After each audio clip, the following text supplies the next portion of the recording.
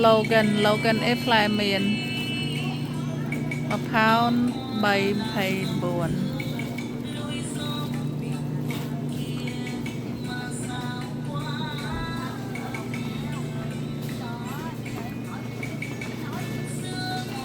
nói đã tay cái đà về lại tạ nào nữa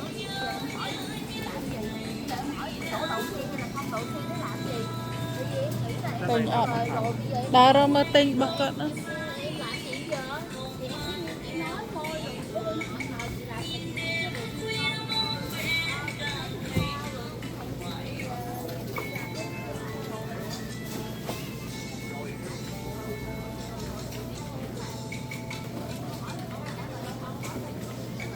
này sao excuse me I wanna get one of this thank you I didn't see you.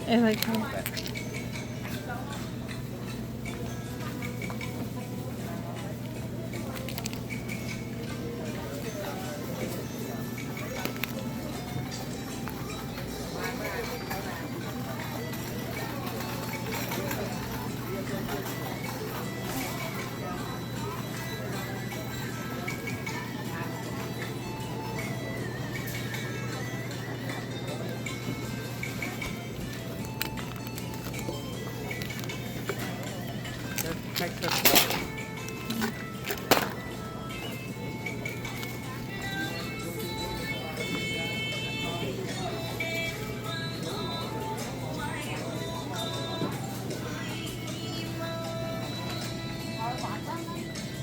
này 9 cent a pound now อันนี้จะเทรนមួយតែញ៉ាំហ៎เทรนនេះเทรนនេះ be behind you 299 a pound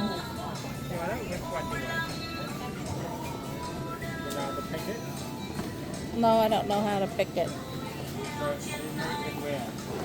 មកទិញអាហ្នឹងយកអា frozen ញ៉ាំមកខ្លែបពីខ្លែបបាក់កាត់មុតដៃមុតជើងcái này nó nhỏ